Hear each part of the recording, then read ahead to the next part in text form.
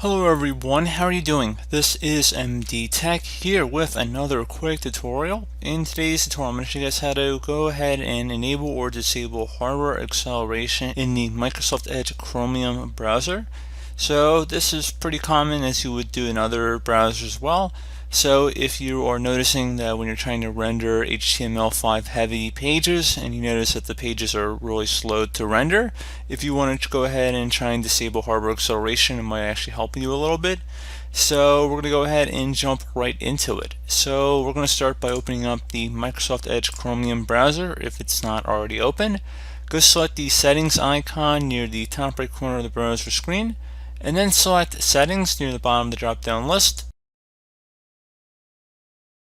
Select the system option on the left side, and now there should be something that says use hardware acceleration when available.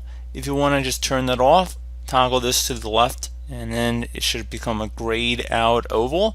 You will have to restart your browser for the change to take effect, so just go ahead and select restart, and that's pretty much it, guys. So I do hope that this brief tutorial was able to help you guys out, and as always, thank you for watching, and I do look forward to catching you all in the next tutorial.